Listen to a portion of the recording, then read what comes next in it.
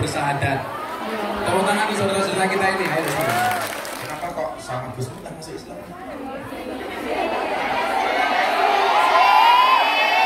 Sebenarnya dulu pengen sama Oh, ya udah ke kuburan saja. Si Ali orang baik. Pas waktu itu saya nggak tahu kan. Dulu cinta sama si Ali ya. Sekarang mau menemuinya.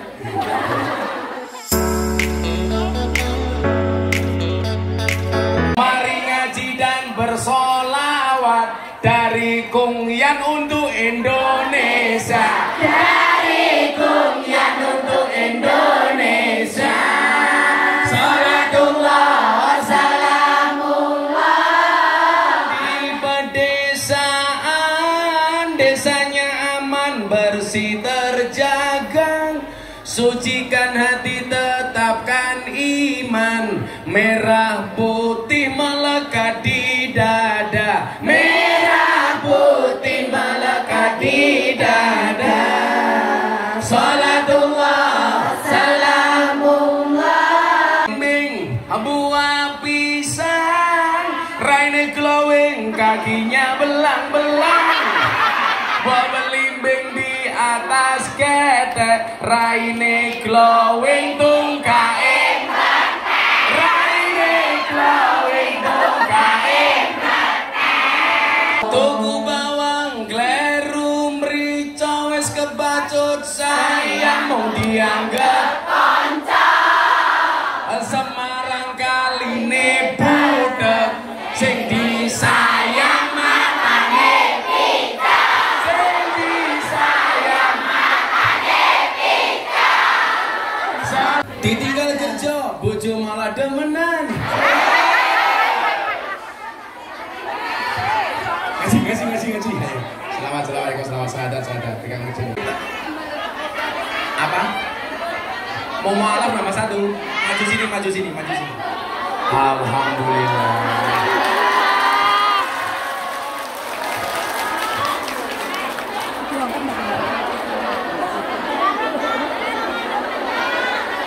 Dolan ning sawah dus ning kali, kayu nangka digawe lemari.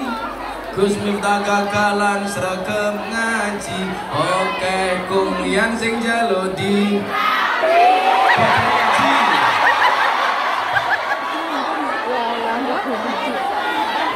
diajari ngaji.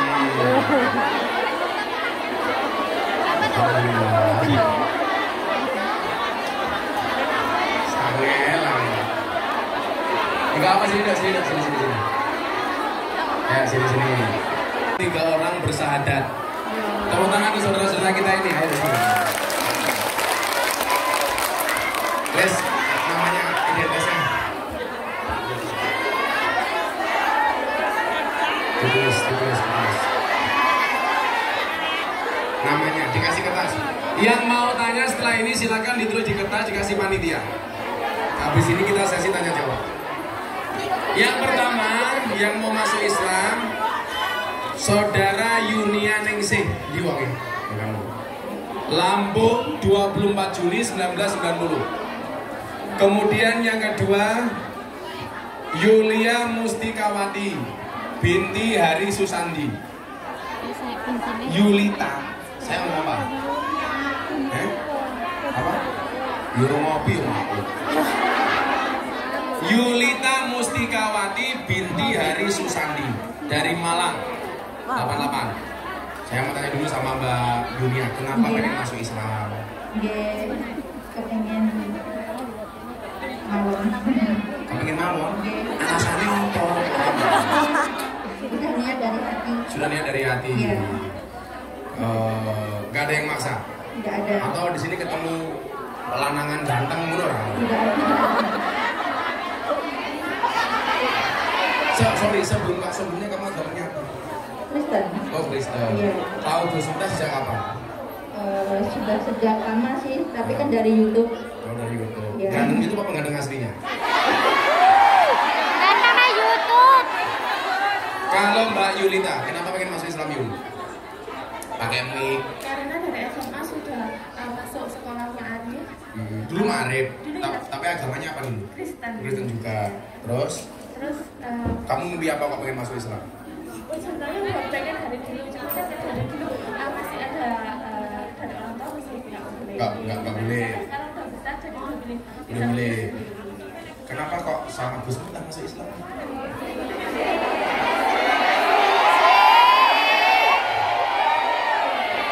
Karena ngefans. Sebenarnya dulu pengen sama Sa'ali Oh, ya udah ke kuburan saja. Si Ali orang baik. Iya, pas waktu itu saya nggak tahu. Dulu cinta sama si Ali ya. Sekarang mau menemuinya? Kita doakan si Ali husnul khotimah. Kemudian yang ketiga Retno Juminah. Retno Juminah binti Suyati. Dari mana kamu itu? Ada Jawa Timur. Jawa Timur yang mana? Kediri. Oh, Kediri. Agama sebelumnya apa? Kristen. Kenapa pengen masuk Islam? Mik. Dulu saya menikah dengan orang Singapura dan saya masuk Islam hanya ikut-ikutan saja karena dia punya agama. Terus sekarang? Karena suami selingkuh saya bingung kan. Hatiku rasa lara, nyawa bujuk rapi ini. Malaikat langsung bengok. Jos. Yaudah, siap-siap bertiga. Pakai yang satu lagi nih. Tuh. Dituduhkan ya bareng-bareng. Bismillahirrahmanirrahim. Semuanya menyaksikan. Yang mau ikut menyaksikan semuanya berpahala. Asyhadu an la ilaha illallah wa asyhadu anna Muhammadan Rasulullah.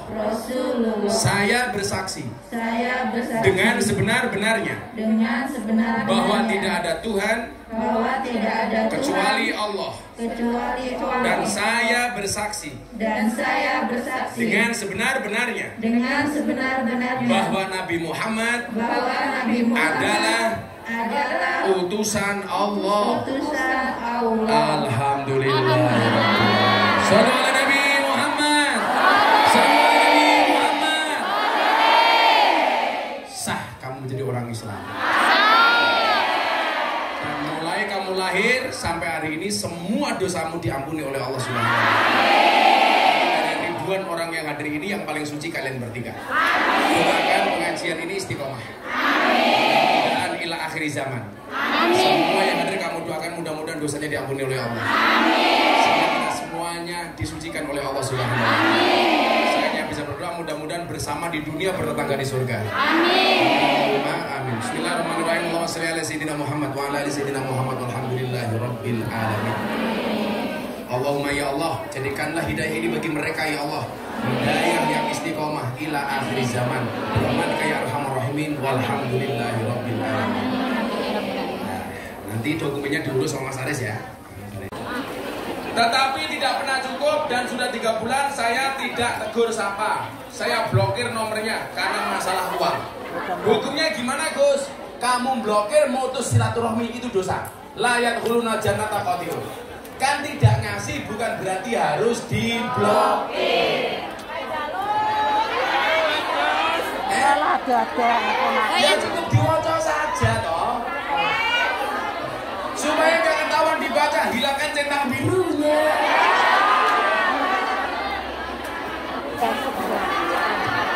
Loh, daripada diblokir, kan memutus tali silaturahmi. La yadkhuluna jannata qatilun. Tidak akan masuk surga orang-orang yang memutus tali silaturahmi.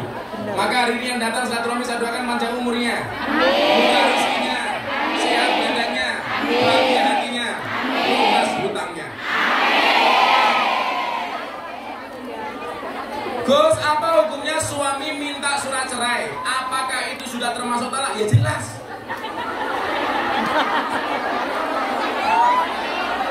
Cerai itu sah bahkan hanya dengan guyonan.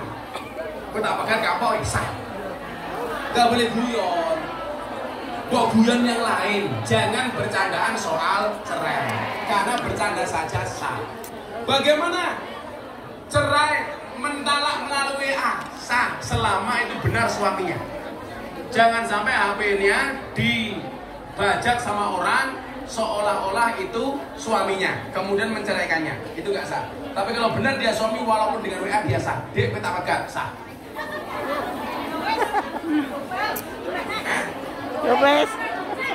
Apakah kalau kembali harus bangun nikah? Kan orang menikah itu ada masa iddah. Sebelum masa iddah berakhir sudah boleh kembali. Tapi kalau mau mantap, tak jadi itu nikah, mau perbarui nikah juga boleh. Tapi saran saya jangan gampang mengucapkan cerai. Mendingan mengucapkan menikah lagi.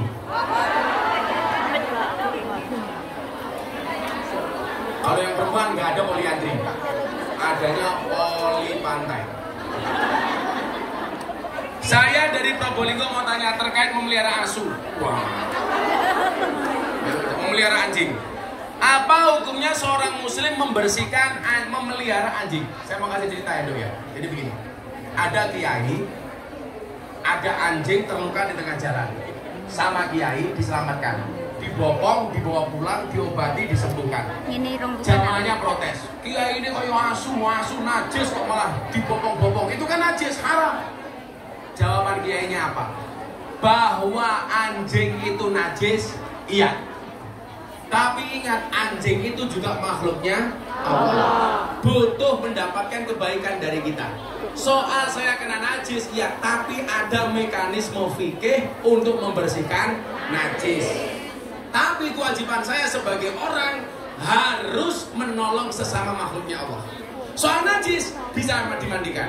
Lah bagaimana hukumnya memelihara anjing? Yang jelas itu bukan anjingmu, tapi anjing majikanmu. Salah satu pekerjaanmu harus memelihara anjingnya. Nah tadi saya bilang di sesi pertama, saya bilang toh, apa bedanya anjing di Hong Kong sama anjing di Indonesia? Nah, di Hong Kong anjing seperti teman, di Indonesia teman seperti anjing.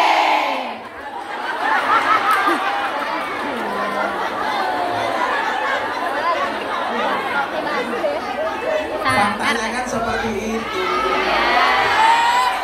Ini coba ya, kamu tahu nggak pelajaran hebat dari anjing? Kalimat ini sering saya sampaikan. Dulu saya nggak habis pikir. Ada ustadz cerita pengalaman habis nabrak anjing, bangganya minta ampun. Bener kan? Pernah lihat kan di medsos itu? Itu logika berpikirnya bagaimana? Bahkan ada anjing yang ditakdirkan masuk surga. Anjingnya Ashabul Kahfi. Ada peribahasa begini nih. Atimil kalba salah ayamin. Saya guru kafi salah si salawatin. Berikanlah makan kepada anjing 3 hari, maka dia akan mengingatmu selama 3 tahun. Jadi kalau belajar taat, belajar dari anjing. Tapi sebaliknya, wat imin nas salasa sanawatin sayang sakafi salasi ayamin. Berikanlah makan kepada manusia 3 tahun, dia akan melupakanmu selama 3 hari. Ngasih makan anjing 3 hari, diingat-ingat 3 tahun. Ngasih makan manusia 3 tahun, dilupakan 3 hari. Alhamdulillah ini dari. Maka saya bilang banyak teman seperti anjing. Sudah.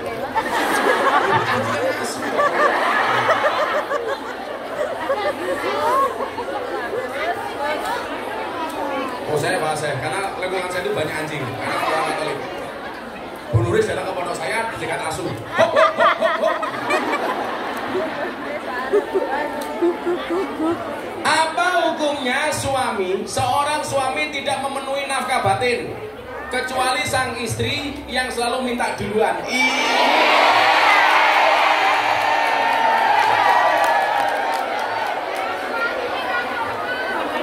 Saben malam jemuah bojoku angel digugah, aku rata dibagi banjur aku matu patroli, banjur matu bengi gugah kungyan etan kali.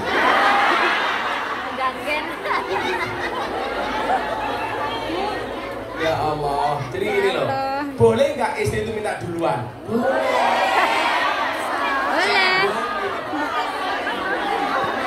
Yang nggak boleh itu justru minta, suami minta kamu tolak, itu nggak boleh. Maka kan di Nabi dawuh layanilah suamimu walaupun di atas punggung unta. Makanya besok kamu pulang ke Indonesia bilang sama suamimu, Mas untone mun siang.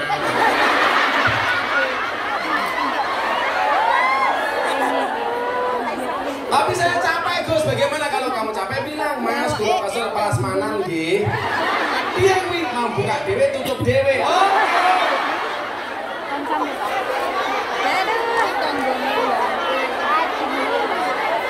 Intinya istri boleh minta duluan.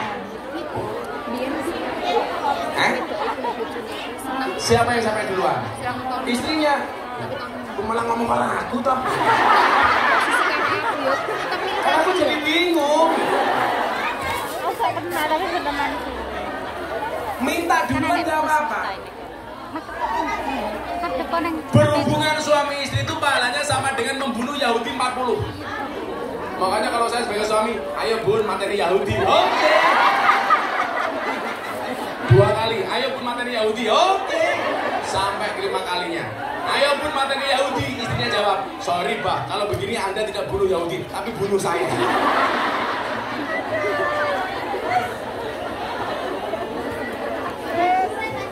Enak pahala kok nolak.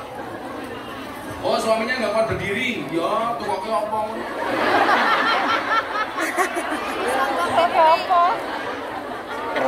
Gimana hukumnya korban yang bersama-sama ikut arisan? Boleh, boleh. Asalkan ada keterangan ahli waris. Artinya kalau sampai dia mati dilanjutkan sama ahli waris. Ini terutama bagi yang sudah dapat. Kok sudah dapat masih kurang 5 putaran, yang sudah dapat kok mati, kan berarti ahli warisnya punya tanggung jawab. Ya nggak boleh kalau tidak ada ahli warisnya. Pertanyaannya yang meneruskan siapa?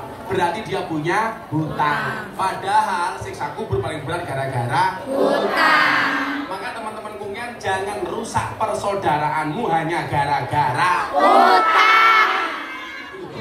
Rungokno.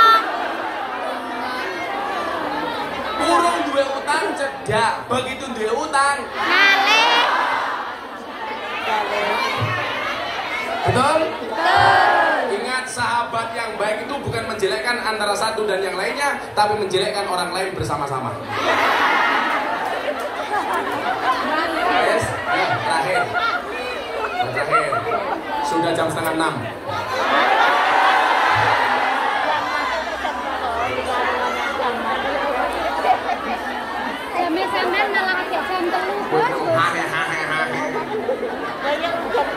Coba, saya kemarin landing langsung ngaji. Saya besok landing Jakarta langsung ngaji.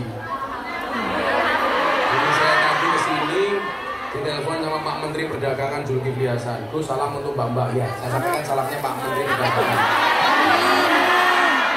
Tadi pas saya di sana juga ada Mas Kuya.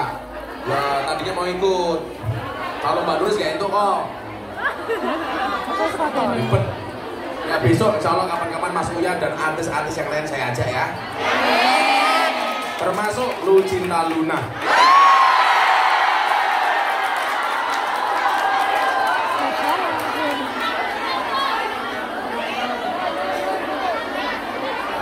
Wahyu Lucinta Luna. Begitu merangkul saya, subhanallah, busine metu.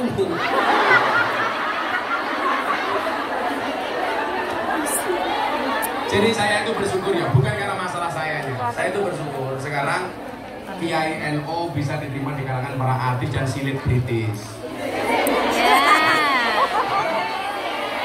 Nah itu yang acara jadi setajam silet gitu. Silet. Mau tanya, kalau suami menghabiskan uang hasil kerja istri selama merantau, apa hukumnya? Ganti bojo.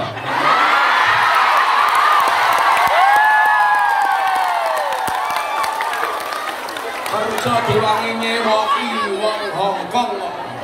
Ngendi pendili wong Hongkong kok. Lah delok statusé Bu Nuris ngosek wis. Waduh dientek kene ngomong tanggung jawab. Yang harus menjadi tulang punggung itu suami, bukan istri.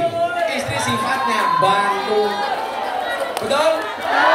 Istri itu tulang rusuk, suami itu tulang punggung. Maka suami itu tulang punggung, bukan tulang tumor. Lanang model opo? Tunggu baik. Yang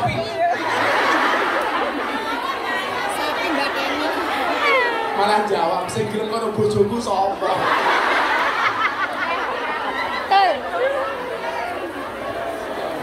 Ini banyak cerita-cerita di medsos, pulang kerja di rumah malah suaminya menghabiskan uang. Ya Allah. Sudahlah dok. Ya kamu simpen kan bisa duitnya, gak harus kamu kasih semuanya ke suamimu. Kamu gak ada kewajiban kok. Ya dikirim seadanya saja, gak usah semuanya. Ada mekanisme manajemen keuangan, betul? Apalagi kerja di sini nggak duwe bojo malah ngopeni lanangan.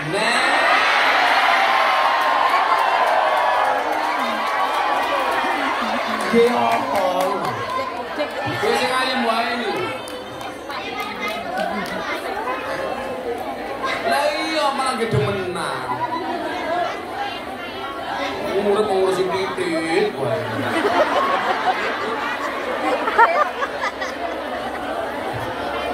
Wongnya ya teko iki. Yo melu guyu. Jilbabe coklat.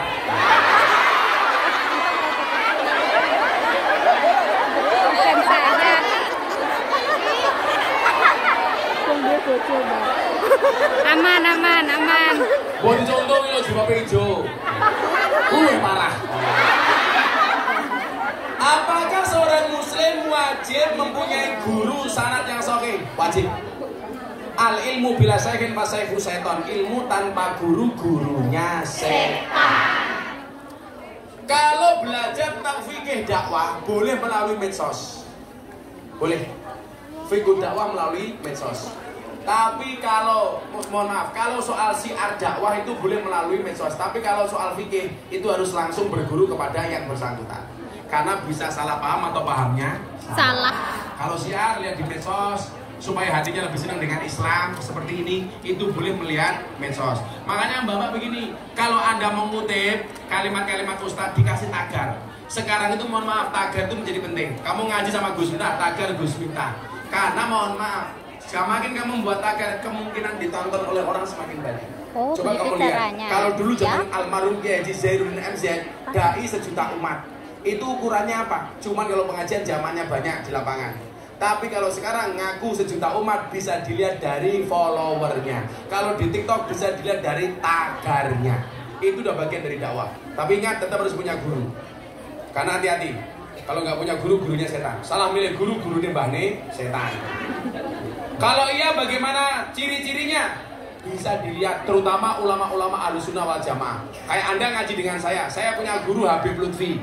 Habib Lutfi sampai sananya sampai Kanjeng Nabi. Bisa dilihat. Saya punya guru Mbah Dim Yati Rois. Mbah Dim Yati Rois Kendal punya guru Mbah Hamid Pasuruan, wali. Sopo sirakan karo Mbah Hamid Pasuruan, itu wali. Itu artinya apa? Sanad keilmuannya jelas. Jangan hanya karena faktor viral kamu sukai. Apalagi viralnya karena sensasi bukan prestasi. Apakah ada kewajiban meneruskan sanad sehingga tidak dikategorikan membunuh sanad? Minimal itu adalah ilmumu bersanad. Contoh begini, contoh sanad itu. Nabi Muhammad ditanya, "Ya Rasulullah, ikhlas itu apa?" Kanjeng Nabi tidak langsung jawab. Kanjeng Nabi tanya malaikat Jibril. Jibril tanya Allah. Allah diberikan jawabannya kepada Jibril. Jibril kepada Nabi Muhammad. Nabi Muhammad kepada para sahabat, tabiin, sampai kiai-kiai hari ini. Itu namanya bersanad. Terus apa pertanyaannya? Terakhir. Oh, nampok tuh. Cair. Kancane ya dipikir lo masih. Kok keting aku melonjok ho'oh tenang. Nabi Samsudin. Sodako buat almarhumah Ma'iyah Al-Fatihah. Bismillahirrahmanirrahim.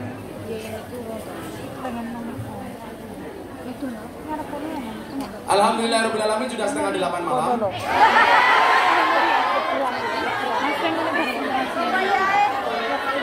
Dia jam oleh mati gue nak ngajarin. Kayak jamnya bojomu Saiko. Kita baca sholawat Hasbi Rabbi, ini sholawat munajat. Kalau Anda punya masalah apapun, sebesar apapun, baca sholawat Hasbi Rabbi, minta tolong hanya kepada Allah. Hasbi Rabbi Jallallah, cukuplah Allah. Tidak akan bisa. Maka ketika kamu melahirkan ibu, mohon maaf, ini hebatnya wanita yang tidak dimiliki kelebihannya oleh pria. Begitu perempuan melahirkan, itu pilihannya dua. Kalau yang mati anaknya, anaknya memberikan syafaat pertolongan kepada ibunya. Kalau yang mati ibunya, masuk surga tanpa hisab.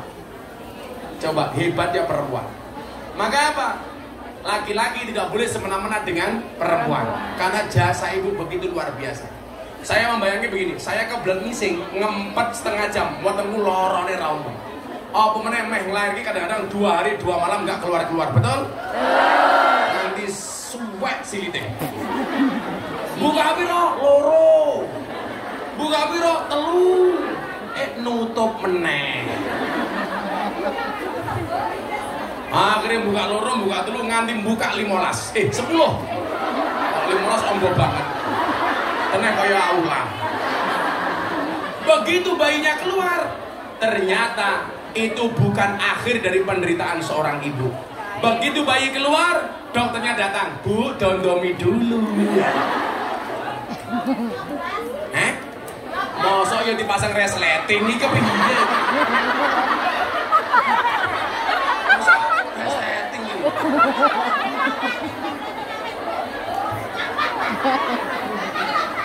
Oke gitu ya, mengutamakan tetap ibu kandung, tapi tetap harus berbuat baik dengan ibu angkat. Jangankan ibu angkat, dengan orang lain saja kita tetap harus berbuat baik. Mana yang lagi? Gak ada kertas, Gus. 2 orang bertanya. Yaudah, 2 orang bertanya sini. Ayo siapa yang bertanya? Oh itu ada. Dari anak yang tidak dinafkahi ayahnya.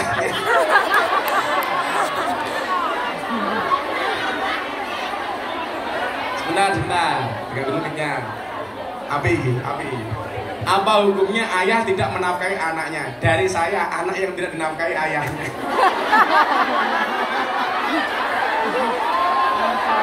Iki wonge sing ndi wae.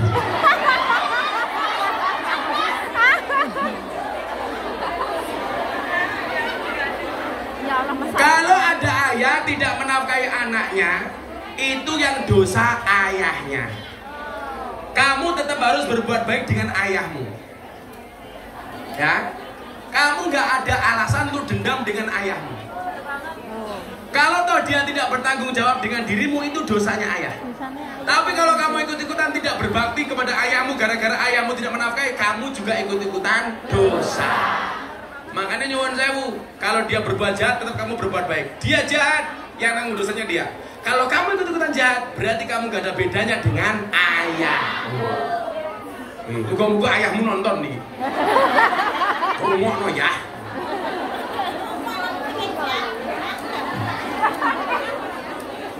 Assalamualaikum Gus, saya anak dari Kadal. Loh. Kendal. Gus, kacamatanya dibuka, Gus. Orang kewoco. Kacamata, Gus, kacamata. Saya dari Kendal, mau tanya, apakah boleh dalam 1 tahun di satu rumah melaksanakan pernikahan? Ini pasti pilih. Apakah boleh dalam 1 tahun di satu rumah melaksanakan pernikahan? Misalnya, saya bulan 12, adik saya bulan 6. Oh, bendino ya ento.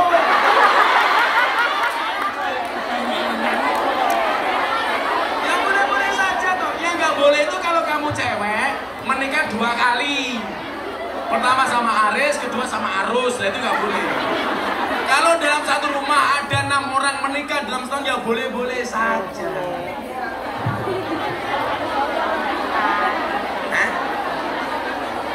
Kenapa? Kalau orang Jawa, gini, dalam ilmu Jawa itu ada ilmu weton, ada hitungan. Ilmu weton itu boleh dipelajari, nggak boleh diyakini. Karena weton itu bukan kitab suci. Mama nih, kamu wetonnya apa? Apa? Oh nggak tahu. Kamu tanya apa yang buku ini? Jumat, Legi, tidak cocok hidup di air.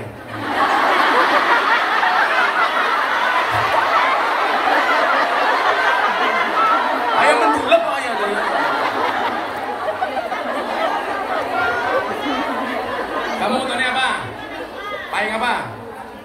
paing, suwe bojo ping 4. Modar aku ya. Yes, yes, yes. Ilmu weton boleh dipelajari, nggak boleh diyakini. Saya pernah menikahkan santri saya gara-gara ibunya tidak berani menikahkan. Karena menurut dukunnya kalau ini dinikahkan ibunya mati duluan. Gara-gara apa? Yang laki-laki wetonnya wage, yang perempuan paing. Katanya geyeng. Kalau menikah ibunya mati duluan. Saya bilang kalau wage sama paing ya geyeng. Kalau wage sama wage ya gege. Kalau wage sama kliwon ya kliwon. Lah wage kan lagi geli. Kayak ngono diyakini.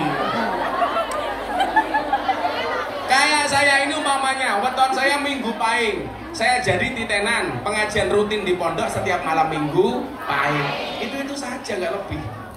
Nggak usah terlalu diyakini. Cukup dimengerti.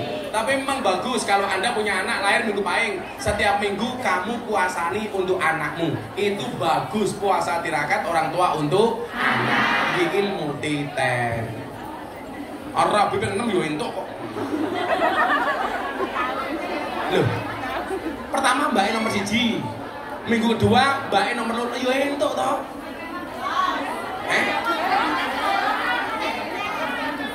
Mbak, yang nikah itu murah bu, yang mahal gengsi. Nikah di KUA itu gratis, yang mahal itu resepsi. Makanya janda di sini kalau ada cowok suka sama kamu, katakan sama cowokmu, Mas, kalau kamu cinta sama aku janda, ingat, pilih satu di antara dua, halalkan atau tinggalkan. Ngakune muslimah, senengane melumah karo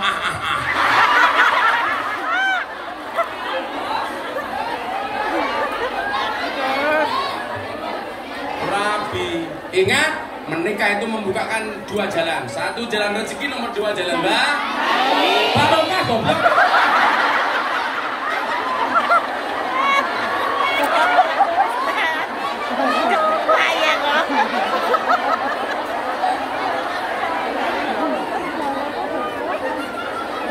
Nama Eni Kurniawati.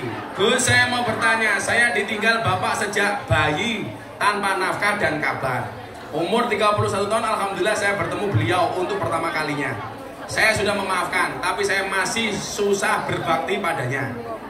Apakah saya berkewajiban menafkahi beliau di hari tuanya, sedangkan dia punya 3 anak dan istri yang sekarang? Tetap kamu berbuat baik dengan bapakmu semampunya. Kalau kamu sudah punya suami, tentunya atas izin suami. Karena taatnya anak itu berubah bagi anak perempuan. Kalau anak laki-laki, baik dia menikah, belum menikah, dari belum sampai menikah tetap taat kepada orang tuanya. Tapi kalau istri tadinya taat sama orang tua, begitu menikah harus taat kepada suami. Yang perlu Anda ingat adalah biasanya rusaknya hubungan suami dengan orang tua itu biasanya karena intervensi istri.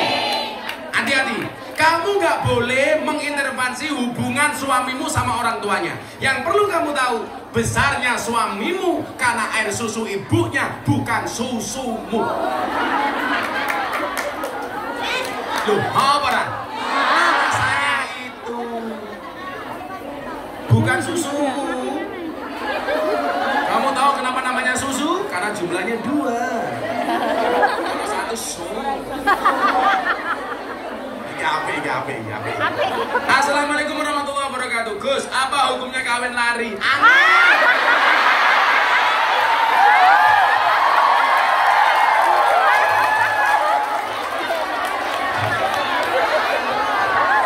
Nindu rambe ora kena.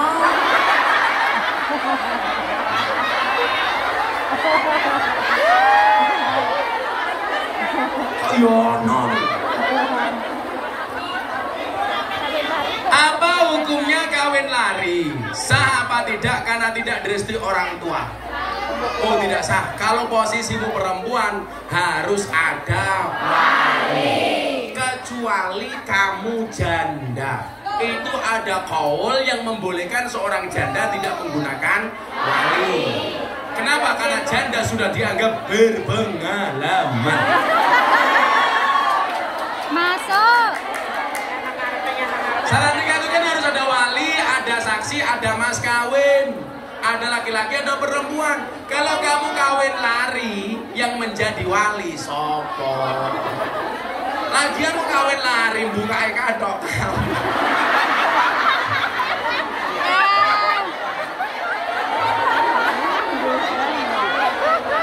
Kawin larinya ngajak wali, namanya bukan kawin lari. Jadi nggak sah, nggak boleh. Harus ada wali, ada 2 saksi. Jadi mirah. Assalamualaikum Gus. Saya mau bertanya, apa hukumnya nikah siri secara online?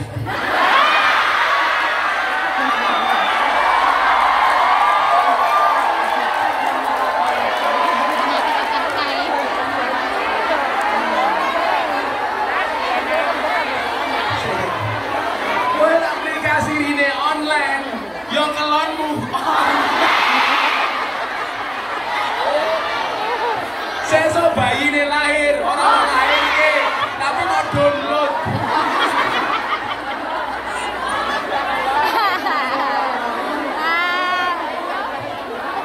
Angel. Siapa sing takon?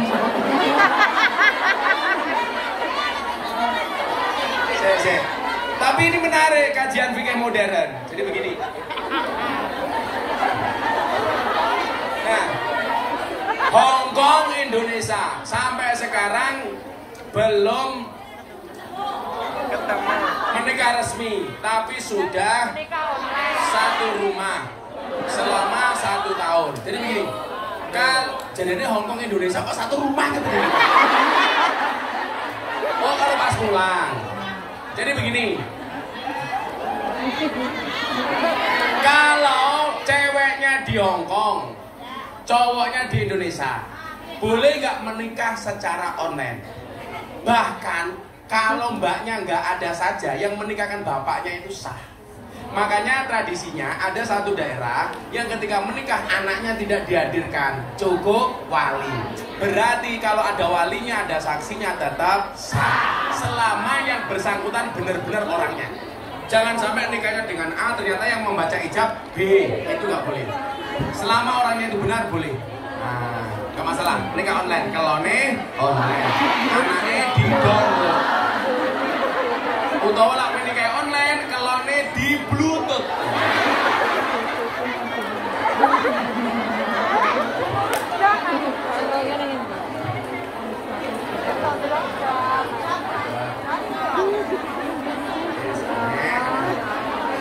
Online.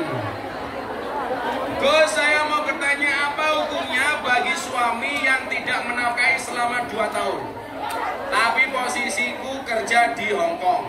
Dari Kungkan. Kungyan. Sama dia Kungyan kabeh. Jadi begini, kalau Anda membaca buku nikah, itu ada namanya sihot taklik. Itu undang-undang pernikahan. Bila suami tidak menafkahi istri lahir dan batin selama 3 bulan atau berapa itu, maka jatuhlah talak pertama. Ada tak itu? Kecuali 2 tahun tidak nafkahi karena alasan syar'i. Umpamane, bojomu ning omah stroke.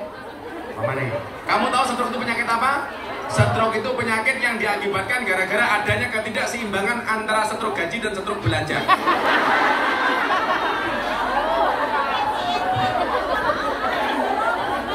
Stroke itu penyakit yang diakibatkan gara-gara senyum yang tidak seimbang. Senyum seimbang itu ke kiri 2 cm, ke kanan 2 cm.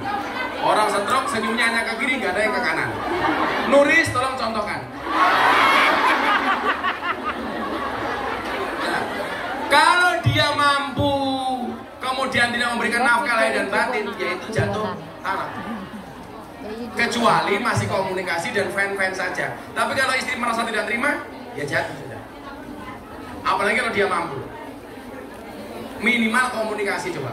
Alasannya apa? Atau perlu diwakilkan? Jojo. Gus dari kami. Gue pengen masaknya. Oh, ora.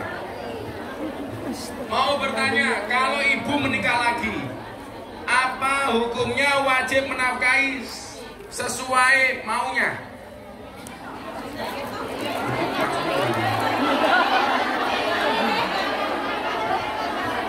Kalau ibu menikah lagi, kuwi ndimbok rabi meneh. Apa hukumnya wajib menafkahi sesuai maunya? Jadi begini, kewajiban nafkah itu dari suami, dari anak itu berbakti. Berbakti semampunya. Berbakti semampunya. Terutama kalau berkaitan dengan kebutuhan pokok. Kok ibumu kekurangan, nggak bisa makan, minum, dan lain sebagainya, nyandang, tolong itu dipenuhi. Tapi kalau dek, tukang aku apartemen, jombahmu bu, ora kuat aku.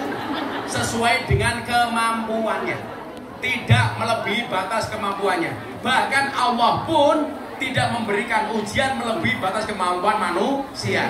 La yukallifullahu nafsan illa wus'aha. Apalagi dengan manusia. Jadi semampunya saja.